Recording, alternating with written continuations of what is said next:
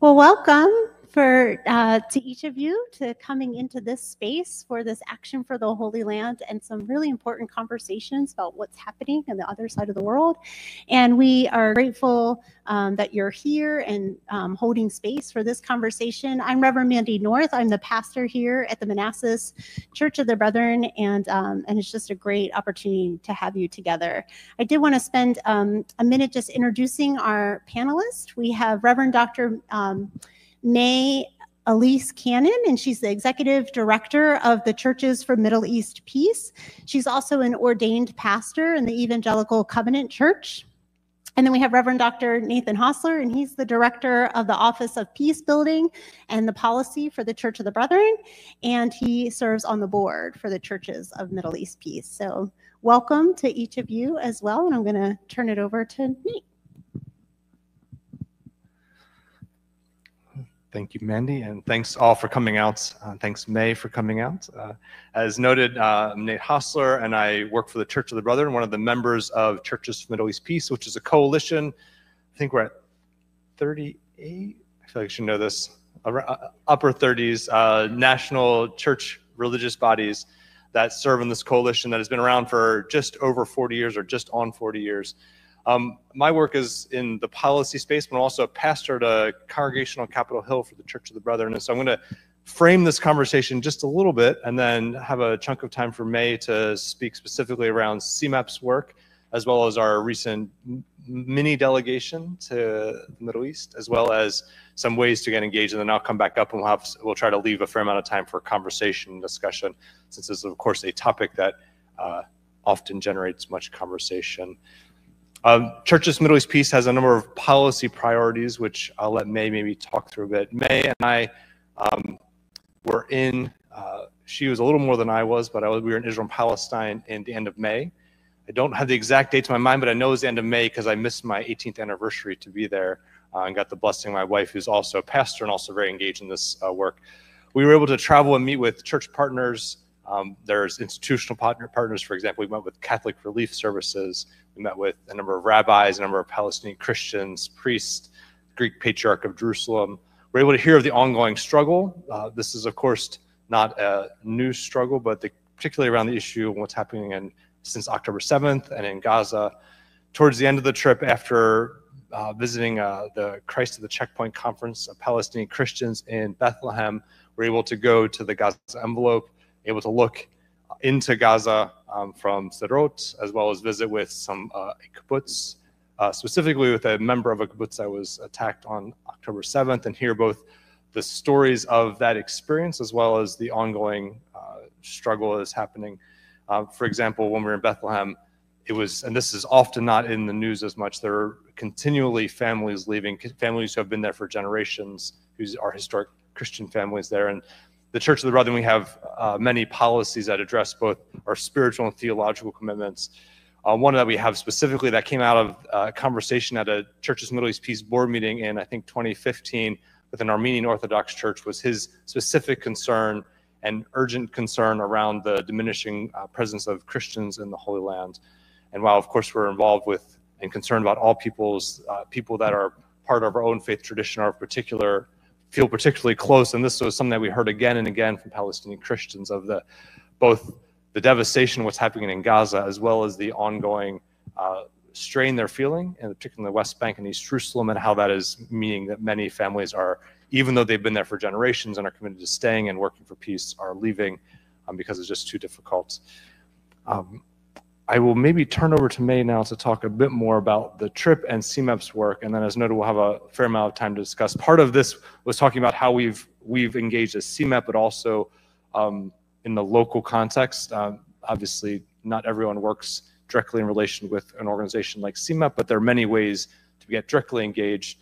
One way that in the Washington D.C. context that my wife particularly has been very involved is we have a close ongoing connection with Hil Havra, which is a Jewish congregation on Capitol Hill. We've hosted there for years, had their Hebrew school in our church on Sunday mornings, which was a blessing and also logistically sometimes complicated. But we had a long relationship. So coming out of that and some work around receiving asylum seekers that have been bused to DC, we were asked to participate, or she was asked particularly to participate in what was called a Shabbat table was an empty Shabbat table on the mall. And she would go, and this was to mark the hostages that were taken. And so even though she was engaged in very active, continues to be active in direct protests, working for ceasefire, she also was working very closely with the Jewish congregation in our immediate neighborhood and being a pastoral presence and raising up, as CMEP has for a long time. We are concerned about both the release of hostages and political detainees, as well as the ongoing war and violence. So with that, I'll turn over to May. Thank you, Nate. Thanks for coming out tonight. It's a privilege to have some time with you and to have the opportunity to talk about an issue and what's happening right now in Israel and in Gaza and in the occupied Palestinian territories. Today is day 281 since October 7th. I know that because every single day I've been giving a video update of what's happened in the last 24 hours. And I can tell you what happened in the last 24 hours if that's one of the questions that you have when we get to the point of discussion. And it's hard in, 15, 20 minutes to summarize. How do we even talk about this moment? How do we even talk about October 7th? Many people say, well, it didn't start with October 7th. And it's true, things didn't start on October 7th, but October 7th was a critical day and a horrific day. And we have to acknowledge the horrors that happened that day. And so I thank you for coming. And my hope and prayer, and Dominic's with me, who's been working with us at Churches for Middle East Peace, and we said a prayer together on our way here. And I was praying peace upon us in our hearts and in our souls, and peace physically to the land of Israel and to the Palestinian territories. Because even the conversation that we're having, there's so much that's provocative. And I promise you, we're not going to cover it all. I have 3 master's degrees and 2 doctorates. I'm considered an expert on this issue. And I say that one of the things that I've learned since October 7th is that I don't know much. And I've received probably more awards since October 7th than I have in my adult life, and I've never failed more miserably at my work. And so where are we today? And I was asked to tell some stories about our trip, and so I wanted to tell you some specific stories. And before I do, I want to just talk about the posture that I hope we might have in hearing these stories. One of the prayers that I have been praying regularly, I learned in a position that I had previously. I used to work for World Vision. How many of you know it or have heard of it? It's an international development organization. The founder of World Vision used to pray the prayer, "Break my heart for the things that break the heart of God." And after October 7th, I started to pray that prayer. And very, very quickly, I had to start to pray a second prayer because there was so much horror and so much trauma and so much death and so much violence and so much displacement and so much more death. I mean, this morning alone, there was another incident in Gaza where at least 70 people were killed. That was just today. That was just today. The death toll is approaching 40,000 people. That's not talking about the 240 people that were taken hostage on October 7th, of which there's about 100 or so that remain in Gaza, and they think that maybe only 30 to 50 of them are still alive. I mean, I haven't even started talking about the statistics. And so when we say break our heart for the things that break the heart of God, my heart is not big enough. So my second prayer has been, then God, expand my heart. Make my heart bigger, that we would allow our hearts to be broken. And the other hope that I have is that we would not close our eyes to the realities of what's happening. Even today, 281 days later, we're not seeing Gaza in the news. We're not seeing it. We're not seeing news about hostages. We're not seeing news about what's happening in the West Bank. The death toll in the West Bank since October 7th is now more than 250 people killed by settlers and the Israeli military in the West Bank, right? And we don't hear about these things. And so the posture that I'm asking for is that we would come with a posture of learning and a posture of allowing our hearts to be broken, regardless of what geopolitical perspective we're coming from, what side of the aisle we're on, but that we would come with that posture. And so I wanted to tell you just a few stories, and then we'll have some time for questions. One of the stories I wanted to tell you about is a story, and I'll start with this just because Nate had mentioned it, that we spent some time on the Gaza envelope. The Gaza envelope is the part within Israel proper that's near the Negev desert. It's where the kibbutzim are located. It's where many of the populations of the kibbutzim are located that experienced some of the worst atrocities on October 7th. And we spent a day there, and we spent time at the Nova Music Festival location. And if you're not familiar with what that was, it was where a massacre occurred on October 7th. The death toll that day was more than 350 people killed at that site.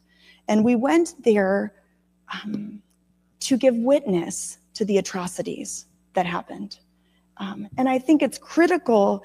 There are people that are a part of the Palestinian activist movement that think that acknowledging the atrocities that happened on October 7th somehow minimize your activism for Palestinian liberation and justice. And I actually believe it empowers. When we're advocating for justice, how can we ignore any injustice that's happening anywhere?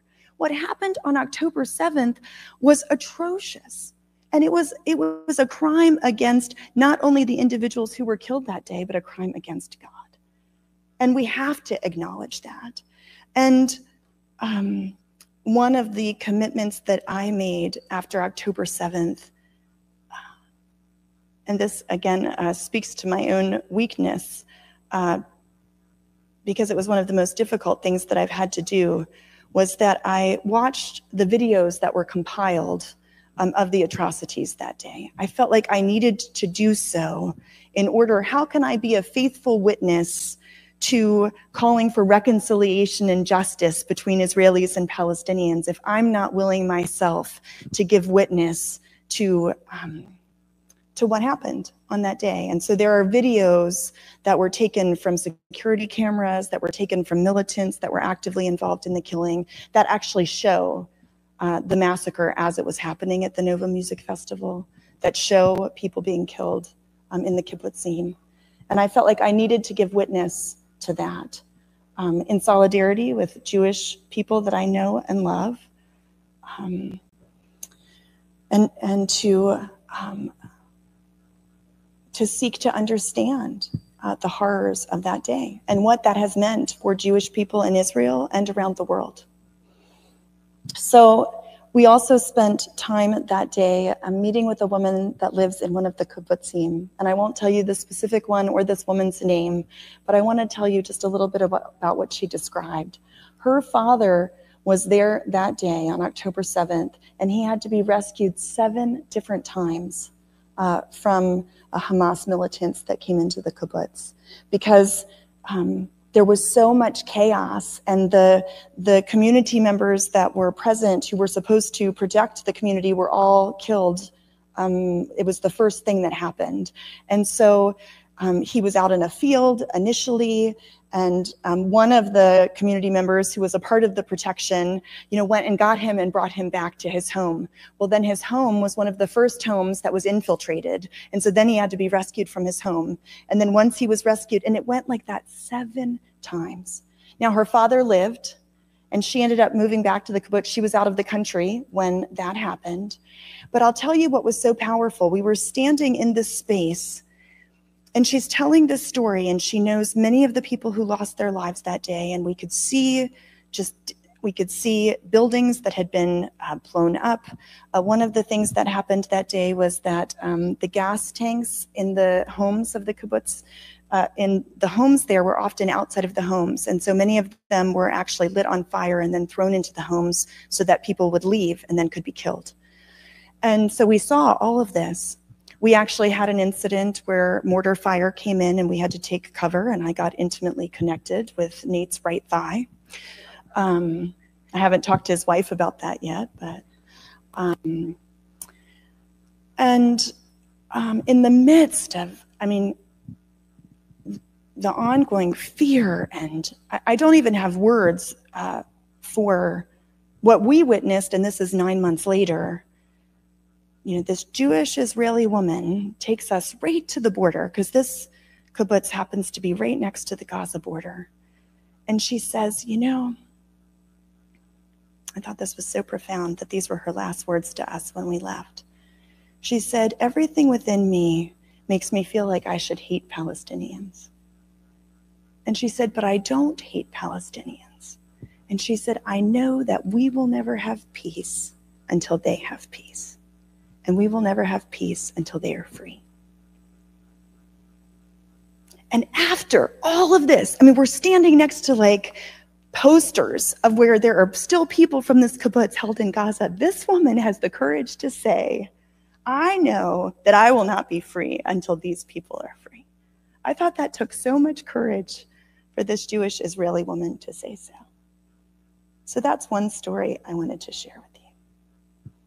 I wanted to share the story with you of one of my best friends who's a Palestinian Christian woman. Her name is Shireen. She teaches at Bethlehem Bible College. Have you ever heard of her? Have you heard of Bethlehem Bible College? Yes, it's in Bethlehem.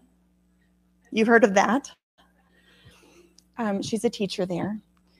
Shireen is one of the most loving women I know. She's a Palestinian Christian. The percentage of Palestinian Christians in the West Bank is less than 1%. And she has family members in Gaza. And I will never forget the day that she called me, and she was just weeping.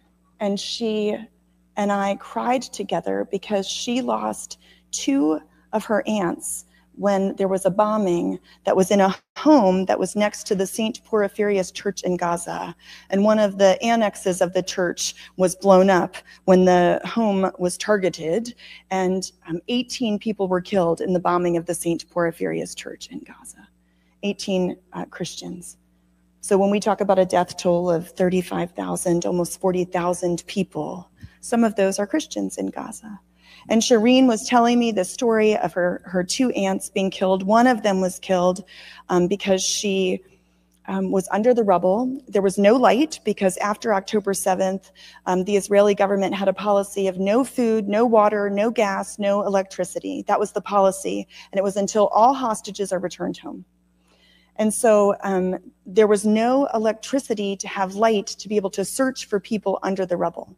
So after the church was bombed, people who were alive had to stay under the rubble until morning came and there was light so that the rubble could actually be moved. So when Shireen's aunt, she was actually rescued. She was alive when she came out of the rubble, but she had had so much internal bleeding that she ended up bleeding to death the next day. And then, I don't know how many weeks later it was, but I got another call from Shireen. And we ended up weeping together on the phone once again because her uncle was killed. He had had a medical incident. He was at the Latin Family Church, which is the other church in Gaza.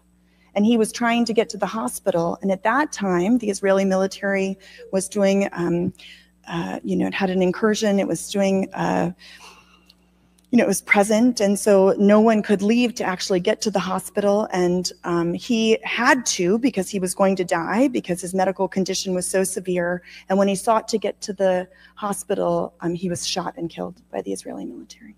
So she's lost 3, 2 of her aunts and her uncle, just in the last 9 months. And then I want to tell you about some of my friends at Gaza. I've had the privilege of going to Gaza. Have any of you been to Gaza before? The first time I went, you did? Wow. The first time I went to Gaza, it was, I was so surprised by how beautiful it is. If you didn't know where you are, you might think that you're on the Mediterranean in Italy, minus the thousands and thousands of tons of waste that are being dumped into the Mediterranean, minus the fact that you don't have electricity, minus the fact that you have, and this was, the last time I was there was May of 2022. I was supposed to go in fall of 2023. I normally go in about once a year. One of the things in Gaza that you have constantly is you have drones. And so in Gaza, you always hear the sound of zzz, and sometimes it's louder when the drones are low, and then when they're high up, you hear it less. And so all those things make you know that you're not, on a Mediterranean coastal town, but it's beautiful. It's on the, it's on the Mediterranean Sea. It's beautiful. And so when I was last in Gaza in May 2022, I had dinner with the family. And the family last name is Abu Noor. Nasr Abu Noor is the head of this family. He's a devout Muslim who actually has more than one wife. And he would tease me that I'm away from my husband too much. So he would say, give me your husband's phone number because he needs to take a second wife because you don't spend enough time with him. That's what he would say. He was the head of nursing at the Islamic University in Gaza. And we got to know him at Churches for Middle East Peace because his daughter, she was, I think, 11 when we met her. His daughter had cancer, and she could not get permits to get into Israel to be able to get treatment for cancer. And there's no cancer treatment in Gaza. And so we worked through the American government to be able to help get Israeli permits for his daughter to be able to travel to Jerusalem to be able to get treatments for her cancer. It's one of the, I used to say, like, if I've done nothing, this was like one of the things that we accomplished, helping get this little girl treatment. I was devastated. She ended up dying about 9 months after she started receiving cancer treatment. But I had the opportunity to meet her, and he wanted to host us for dinner, and so I had dinner at his home May of 2022. And his family was so incredibly hospitable. You know, this Muslim family, I don't know if any of you have ever spent any time in the Middle East or in an Arab family. You can't walk into the door without having coffee, and then after coffee you have juice, and then after you have juice you have water, and then you have coffee again, and then you have chocolate, and then you have cookies. So the expression in Arabic, you know, hutti, hutti, hutti, it's like put more on your plate, put more on your plate, or kuli, kuli, kuli, eat more. I weighed like 40 more pounds when I lived in the Middle East because the Arab women are always making you eat more, right? Like, hutti, eat more on your plate. And so we had this lovely meal, and the family was just wonderful, wonderful. So he led the head of nursing. He was the head of nursing at the Islamic University in Gaza. And I got a note at the end of February that he was killed in an Israeli bombing. And so I remember after his daughter died, I sent him a note and just sent condolences about how we were so grieved at his loss. And he wrote back the kindest, most beautiful response, and he said an expression in Arabic, and he said, well, at least she's alongside God and with God in heaven. And I just thought of his death when we heard that news, that it was so heartbreaking. And he is one of now approaching 40,000 who've been killed in the last 9+ months. So I wanted to tell you those stories of just three. Those are just three people of how many more stories could we tell? And there's many, many things we could talk about. I'll close just by saying, what's our role at Churches for Middle East Peace? We say educate, elevate, advocate. We want to educate about realities of what's happening in the Middle East. We want to elevate the voices of those that are committed to peace in a multi-narrative way while not compromising on issues of human rights and justice. And we want to advocate. We want to advocate for U.S. policies that promote peace and not war. So our policy positions, we have 12 policy positions that broadly address all of our work, which is not only focused on Israel-Palestine, it focuses on the whole Middle East, but our policy positions specifically in response to Gaza are that we've been calling for a comprehensive and permanent ceasefire since October 7th. And honestly, when we had our first meeting with the White House about that, they mocked us. They mocked us. And now they're saying, the White House now is saying, we've been saying that since October. And we're like, no, you really have not. But that's our first call. Our second call is for immediate and adequate humanitarian assistance into Gaza. I have not even begun to talk to you about the humanitarian crisis there. Gaza was de-developing before October 7th. 99+% of the water was not potable before October 7th. There was a blockade that existed upon Gaza for 16+ years before October 7th. The average amount of food and supplies that were needed to get into Gaza before October 7th were about 500 trucks per day. We've not even been hitting 100 trucks per day in the last month. So what the international community is saying, many are saying that Gaza already is at a state of famine. Even our own head of USAID, Samantha Power, has said famine has begun. But the statistics as of a few weeks ago is that more than 450,000 people are already at the most acute level of hunger in Gaza. We have seen at least 20 plus deaths of people who've died specifically of hunger. And that's not counting deaths that are related, or children who will be permanently affected because of malnutrition. So we can talk more certainly about the humanitarian issue. The challenge is the Israeli policy has been no humanitarian assistance until all of the hostages are released. That has shifted a bit, but not much. There's still a significant challenge of getting adequate humanitarian assistance into Gaza. It is illegal by international humanitarian law to limit medical supplies, to limit food, to limit water. It is illegal by international humanitarian law. And yet that is a battle we are still fighting. So our second call has been for immediate and adequate humanitarian assistance. The third call has been for the release of hostages. And so we've been very much in solidarity with our Jewish friends since the very first day, calling for the release of hostages from Gaza. I mentioned already 240 were taken on October 7th.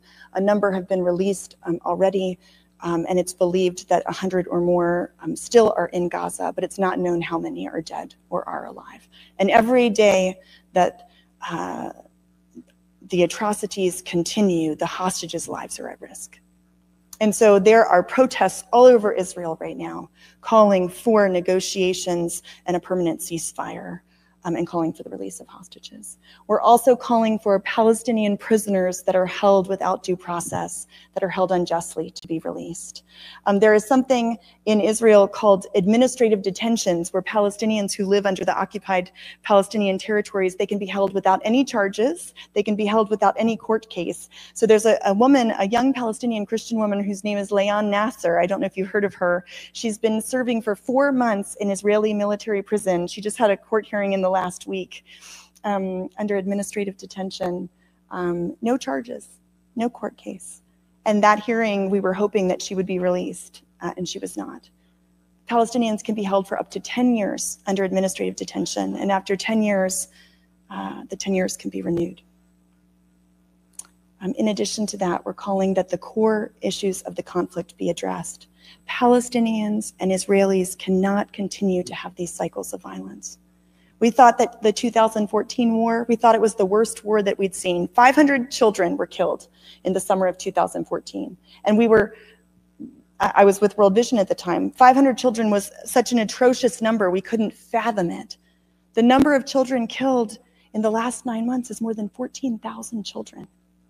More than 14,000 children.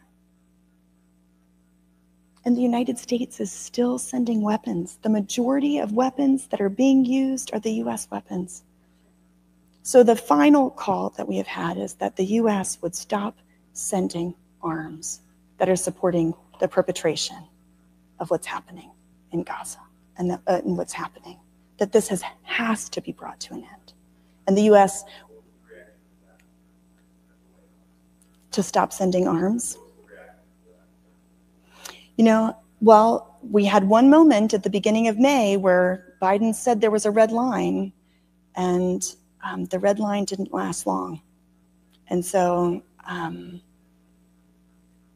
you know, there's been no reaction. I mean, it's, you know, we have meetings with them regularly. I mean, but what they say and what they do is completely not in alignment. Completely not in alignment. I mean, I was in touch with them again this morning after this most recent incident. The death toll came in at 90. Mm-hmm.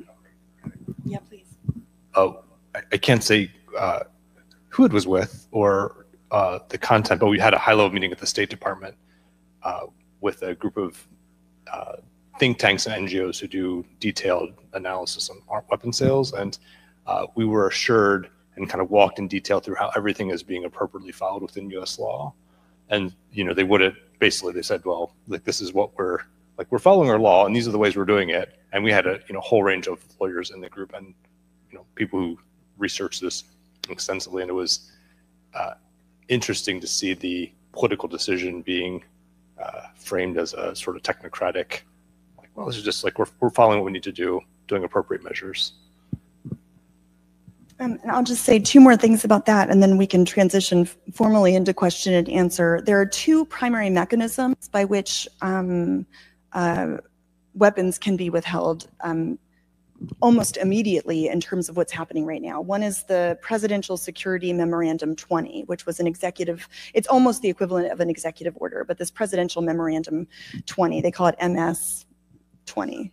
NSM 20, I don't do acronyms. So you take the first letter of each word and tell me what the acronym is. But, and in that evaluation, it came back and the US acknowledged that there have been reported cases where weapons have been used, US weapons have been used that have not been in accordance with US law, which would allow for the withholding of weapons according to the application of our own US laws, not even international law, US law. And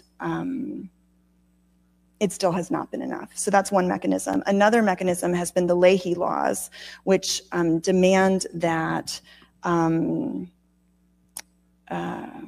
that specific military units be held accountable if they are in violation. And units, 5 units in the Israeli military have been found by US government evaluations, have been found in violation of the Leahy laws. This is the first time the Leahy law has been applied to Israel, and it came back that they were, the reason that weapons were not withheld from those units was because these units self-corrected.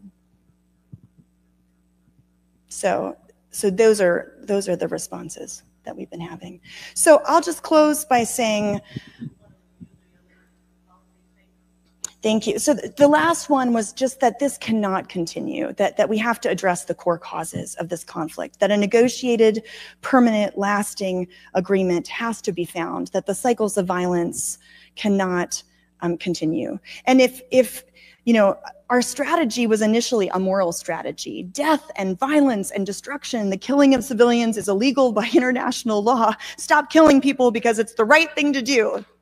And that argument didn't work. So then we went to, we'll go to the pragmatic strategy. The pragmatic strategy is, if you won't stop killing Palestinians because they're human, stop killing Palestinians because it's really bad for Israel. Anti-Semitism is on the rise globally. Israel is becoming a pariah state, and not only that, the US is becoming a pariah state, right alongside of Israel. So do it for the sake of pragmatics. Do it because there's really good reasons to stop. Every day, the bombing of Gaza continues is bad for Israel. So don't do it for Palestinians, do it for Israel. That's a pragmatic reason, right? That didn't work. So then we started the third strategy, which we call the persistent widow strategy. You know the story in the scriptures? The persistent widow goes before an unjust judge, and her cause is righteous. And the unjust judge sends her home. He does not give her justice.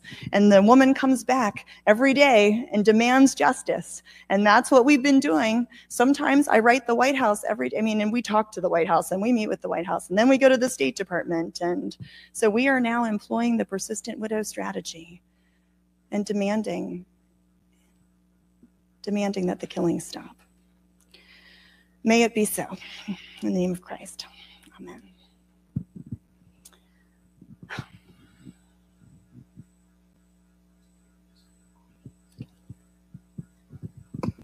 So I said I would say extra things, but I think we'll just go to questions. And I think it makes more sense to do that anyway.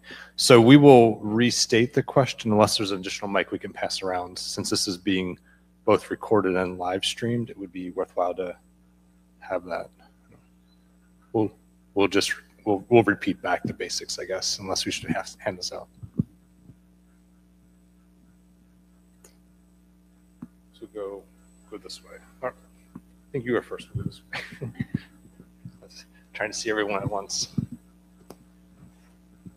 Given your experience and background knowledge, is there hope for the latest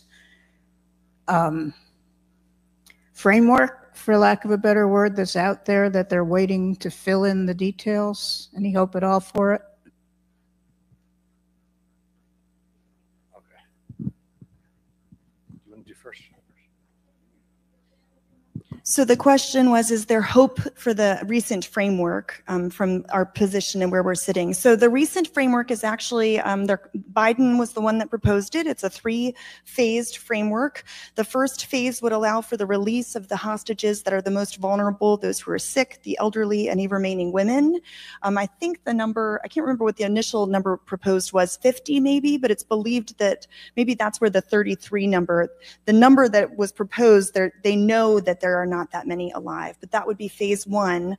And phase 1 initially would be 6 weeks. It would allow for phase 2 to be accomplished. And phase 2, the goal would be permanent ceasefire. Now, Hamas has been saying they would not agree to any ceasefire unless it's a permanent ceasefire. Prime Minister Netanyahu in Israel has been saying he would not agree to any ceasefire unless Israel can finish their goals, which includes the eradication of Hamas. Right? So Netanyahu has been saying he needs to be able to continue, that the Israeli army, they need to be able to continue fighting. And so that has been a little bit of where things have been stuck. Now, there also has been division within the Israeli government, and there have been divisions within the Hamas leadership as well. And so what you hear from one Hamas leader and what you hear, reported, et cetera, versus what you hear from Netanyahu, one of the Israeli leaders, I can't remember if it was the Israeli commander or the spokesperson for the IDF, they said Hamas is actually an ideology. They can't be defeated, right? So you have division between the IDF and Netanyahu happening. They're just in the last few days, 4 different countries were meeting in Doha. They just returned from that. There's another convening right now in Egypt. And so this is kind of hot off the press. Hamas said that they would lift the requirement that a permanent ceasefire be agreed to before they would agree to the plan, this 3-part plan. So the second part's that permanent peace, and then the third part is post-Gaza. After peace is accomplished, after there's a permanent ceasefire, the third part would be, the rebuilding phase, right? I'm sorry? Is there anything left in Gaza? Statistics are saying roughly 60% of the buildings are damaged or completely destroyed, is what statistics are saying. And I mean, we saw firsthand in North Gaza, we could see, because we were at the border and we had access to, what do they call those things? The binocular type thing. We could see, I mean, it's utter decimation, utter decimation. So is there any hope for that? We are people of faith, so there is always hope, but there are a lot of obstacles in the way.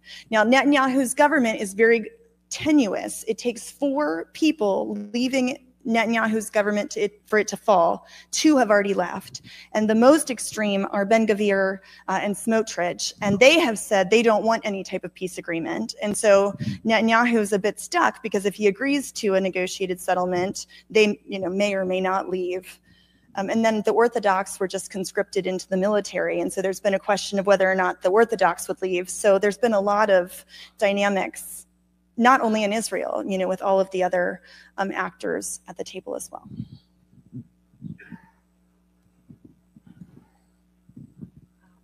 How has the shifting public sentiment around what's going on there affected talks with U.S. State Department or the administration, between the public resignations and the protests and all that? Or has it affected? How has it affected the conversations with the U.S. government? That's a great question. The U.S. government is incredibly, do you want to take this? Do you want to go? Yeah, go ahead. I would say it's hard to say. There's quite a lot of people that we would both officially talk to and talk to on the side who are officials, but not the top decision makers, who would be both personally as well as kind of public pressure affected. Whether or not that's enough to make a big change, it's, I would say, hard to say. I think to May's a few points, like the conversation has shifted somewhat gradually. So I'd say that's an impact. Whether or not it's enough to make a major change certainly hasn't quickly enough, in our opinion. But yeah, I think it's impacting, but it's pretty slow.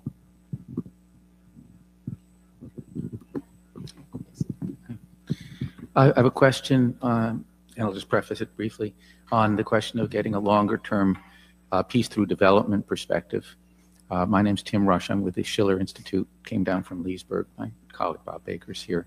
And we've proposed now for more than 50 years something we call the OASIS Plan.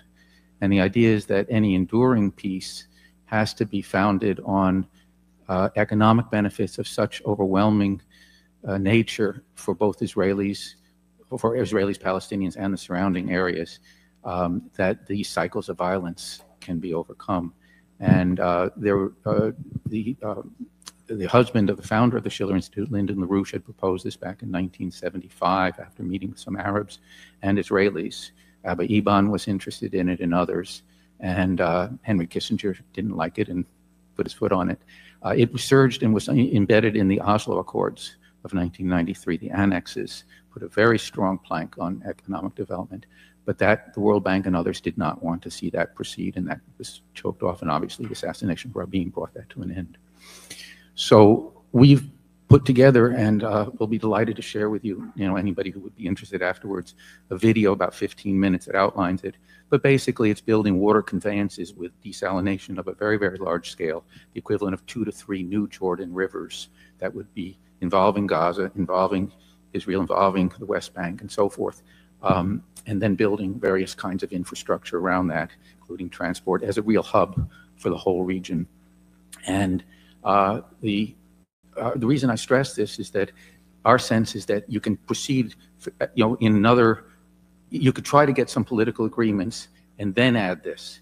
But if you have this as a focus that really concentrates people's determination integral to the discussions of the various steps toward obviously ending the genocide, but moving in ways that benefit everybody, then you're going to have a climate in which other factors such as the development of the Belt and Road, the BRICS, there are all kinds of things that are in the air.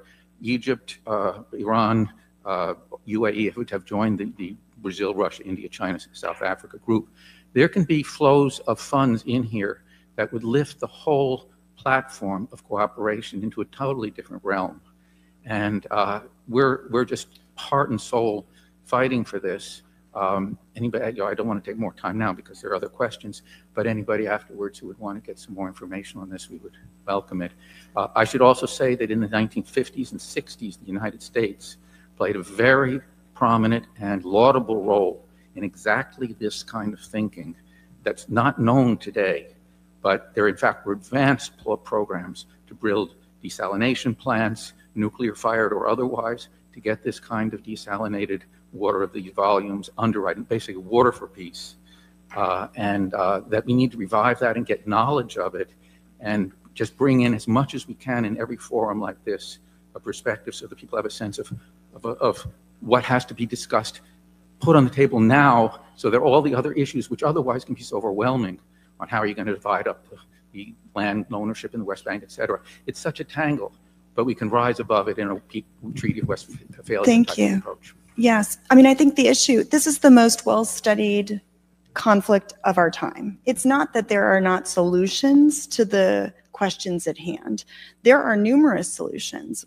There could be a one-state solution, a two-state solution, a federated solution. There could be a 10-state solution. I mean, there are detailed plans that could help solve these problems. I mean, the economic components that you just spoke of in terms of a development-centered solution was essentially one of the foundational principles of the Kerry Peace Plan under President Obama. I mean, and that was based in large part on the Arab Peace Initiative, which said Israel can be the very center of Middle East economy if it wants to be, where all of the Muslim nations would acknowledge Israel's right to exist, would normalize, the whole center of the Abraham Accords, under President Trump, was based on this idea of the economic benefit to Israel of making peace. And so I think the issue is not that there are not solutions. There has not been political will. And there's not, from the vantage point we're sitting at, there's not political will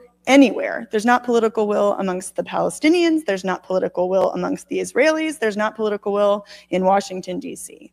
And so one of the things we have been hearing that is so frustrating is the U.S., the U.S. plays the role of being a mediator and is completely not neutral in any way, shape, or form. And so The large concern right now are the escalations at the northern border of Israel and the southern border with Lebanon between Hezbollah and Israel, where we very well could be on the precipice of a broader Middle East war, which if things escalate to that degree, and I'm not trying to be alarmist, but it is not that far off. If there becomes a broader regional war, it very easily could become a global war, because Russia and China are very interested in engaging in the Middle East, and they support the countries that the U.S. doesn't support.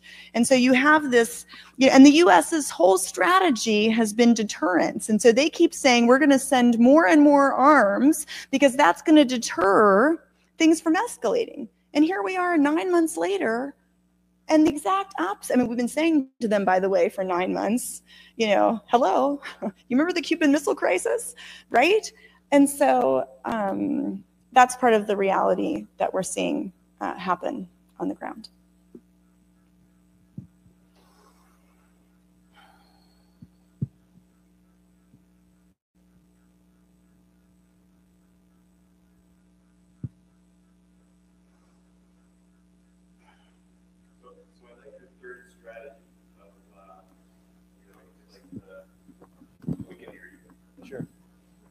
Like your third strategy, just persistence.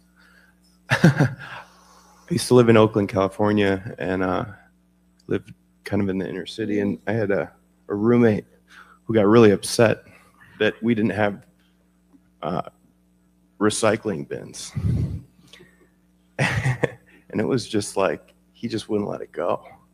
And so he called every single day for, I think it was like 7 months, for them to get us recycling bins. And 7 months later, I mean, what's that, 200 phone calls later, we got the recycling bins. Not the same stakes. But I still like the story. Yeah, we got those recycling bins. So that's what your story or your third strategy reminded me of. The other way of, instead of just waiting 7 months, maybe we could have gotten 200 people to call in one day, right? Yeah. So are there thoughts around sort of organizing so that, the church body that is represented here and by the Church of the Brethren, by other churches for Middle East peace, can thank you. Because I think a lot of times people want to do something, and they just like don't know how. Like, help me to press the button so that the email gets sent to my senator, right? This is the first issue I've ever, other than like in a college class, where I've ever written a congressperson, right? This is like, it's so important. So how do we, what efforts are already in place? How do we help? What can we do next? I love the question. And I have to say, I wish it were not true. The efforts are dimming. They're not getting stronger. We did something during Advent where, do you know how you have Advent calendars, chocolate or, whatever it is you do for Advent? We did prayer chains where we had churches have prayer chains where everybody could make a chain and take one home, but call your member of Congress every day and ask them for 3 things: immediate and adequate humanitarian assistance, a permanent ceasefire, and immediate and adequate, I'm repeating myself, thank you, and the release of hostages, and prisoners held unjustly. Those 3 things, like that was it every day. And we have a button on our website where you can click the button and your phone will automatically go, when you put in your zip code, to all 3. So all you do is stay on the line and you get to talk to all 3, your representative and your 2 senators. Done. We pay 17 cents and you get, and it's done. So we have those mechanisms, and we'd love to encourage you to continue to do so. And we're hearing on Capitol Hill that the calls are not coming. The calls are not coming. The other thing we're hearing is that calls are not coming from Christians. And so we're saying, it might sound silly to say, hi, I'm a Christian. I support a ceasefire, but the White House has been like, Christians don't support ceasefires. And we're like, what are you talking about? Like, we've been, meeting with you constantly. Like, and we represent millions of American Christians who've been calling for peace, right? So Another initiative that we have, we started it in January. It went through Lent. We're now in phase 2. It's called Gaza Ceasefire Pilgrimages. There's a website, Gaza Ceasefire Pilgrimages.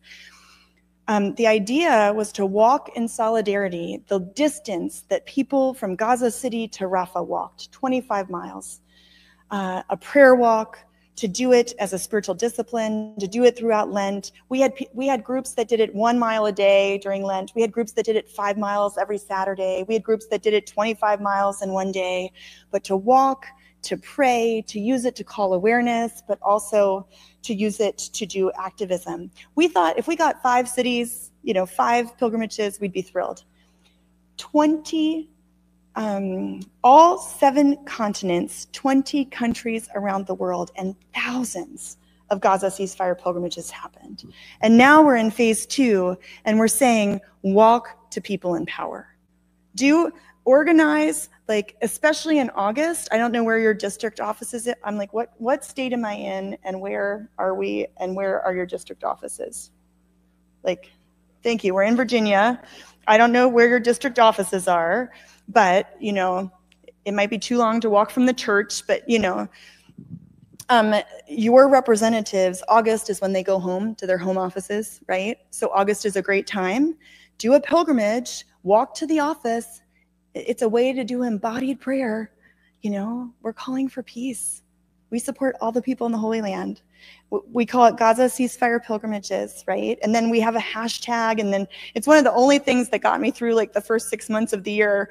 And one solo man did it in the bush in Australia. The way we got Antarctica was there was a man in the military who did 25 miles on a treadmill because it was too cold to do it outside. And it was really beautiful, raising awareness about what's happening, right? So those are ways that you can engage. We have a few events coming up. July 21st, we're calling it Solidarity Sunday. We're asking that churches would consider, at a minimum, some churches are so afraid to talk about this at all. We're like, if you're afraid to talk about this, on that Sunday, pray for peace in the Middle East. Not too controversial, I hope. You believe it or not, in some churches, that's a big deal. But okay. If you can say Gaza, if you can say Israel, if you can say occupied Palestinian territories, even better, right? So we have 4 different options for Solidarity Sunday: standing with solidarity with Christians, preventing genocide in Gaza. By the way, our policy positions, all 30 plus of our denominations have to agree on all of our language. So we all agreed we're committed to preventing genocide. Some of our churches are very clear it's genocide. Others feel uncomfortable with that language, but we're all committed to preventing it. So that's as strong as we get. I know other churches are using stronger language, but I just was explaining. So the 21st, it also, I don't know if you use lectionaries, but the lectionary passage that day is feeding the 5,000. It could preach on this issue. For Orthodox and Catholic churches, it's Saint Elias is feast day that weekend. He was a saint from Egypt who went to Jerusalem and responded to the needs of those who were starving.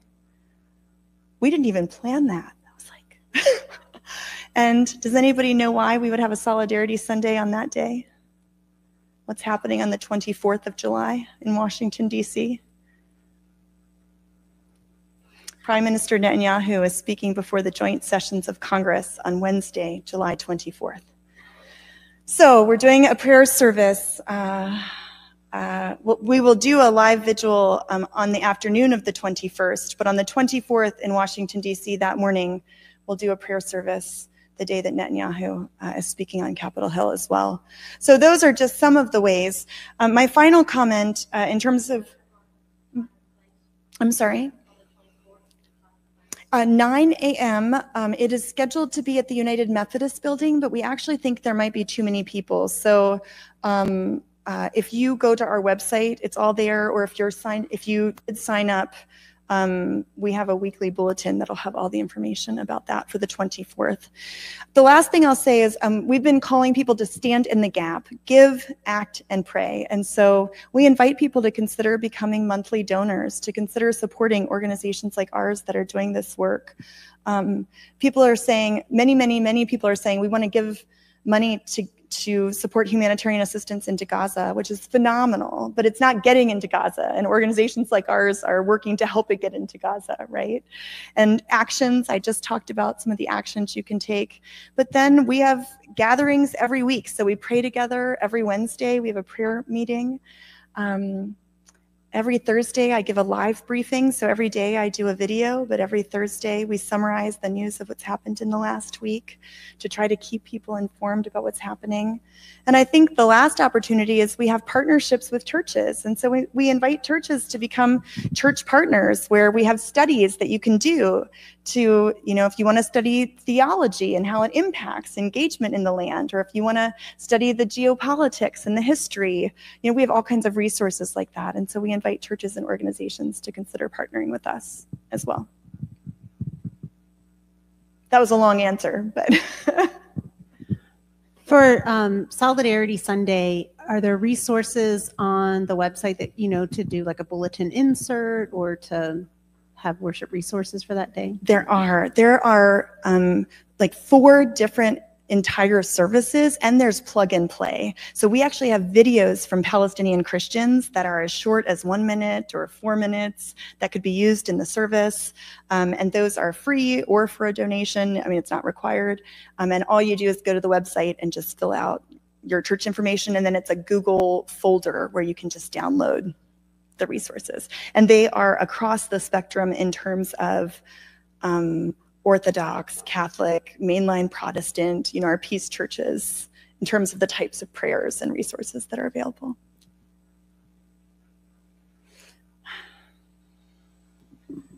I wondered if you've been in touch with the Marwan Barghouti family, because I think justly he's been called the Mandela of the Palestinians, and has a history at the time of the Oslo Accords of working closely with the Rabin group in Israel. And therefore there's a history that's above some of the internal divisions on the Palestinian side. And also how much you've been able to work with Reverend Munter Isaac, who obviously his Christmas message was heard very, very loudly. And he came to the States, I think, just a month and a half ago. I don't know if you had a chance to cross paths with him, sure, or as part of your group. But I think those are 2 very notable elements that people can look to get a framework that gets out of, you're with Hamas, you're with, Smotrich or something. But, right. So Reverend Munter Isaac is a Lutheran pastor from Bethlehem. He's a dear friend. We sponsored the Christmas service. We did a service with him for Easter as well. We also hosted him and took him to the White House in November before Christmas. We hosted him when he was here just a couple of months ago. So we work very closely with Munter. So yes, is the answer to that question. And then Marwan Barghouti, if you are not familiar with his story, there is a full-length documentary about his life that's available on Apple Plus. I don't know the name of it, but if you type in Barghouti, it would tell you the name of it. But that just came out recently. He has been imprisoned for life. He was a part of the Palestinian Authority during the Second Intifada. And, I just in January was meeting with his wife and his family. We know his son, Arab. And so we're well familiar with his story. There are more than 100 countries around the world calling for his release. He is now one of the loudest voices calling for nonviolent active resistance in terms of the Palestinian struggle to end the occupation. And so I'd encourage you to watch that documentary.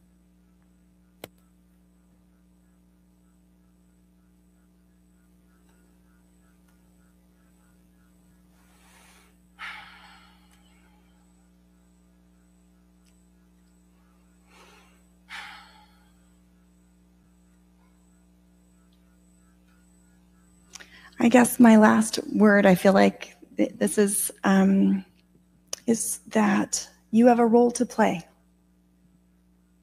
Even if it is just when you have a sip of water, to remember those who right now don't have water, and to say a prayer for peace in Gaza and Israel and Palestine.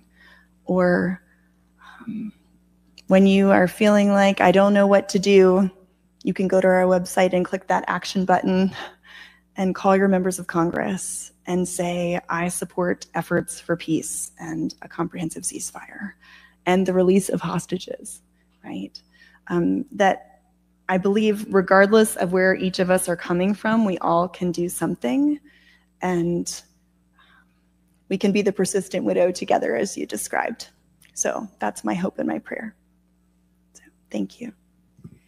Thank you so much. I think there are a few housekeeping things, and if it's appropriate, I'd really like to close our time in prayer together, but this sign-up sheet was passed around, and I think many of you saw it and were able to sign it, but if you did not, we'll go ahead and put it on the table in the narthex, and so you can sign it on your way out.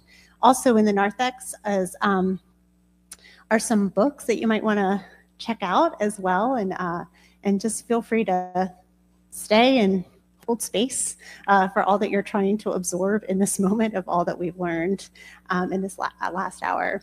I really appreciate you all taking time on a Saturday evening to be a part of this important conversation. Let's close our time in prayer together. Gracious God, we give thanks for this time and space where we've been able to come together to learn and to hold space for all that is happening in our world. Today, God, we just pray especially for our siblings who are in Israel and Palestine and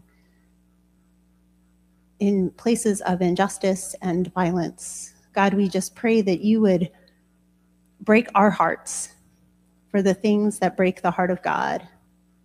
And when it feels overwhelming, God, we pray that you would expand our hearts and make it bigger so we can really stand in the gap and give where we're able, act when we can, and in all moments pray without ceasing.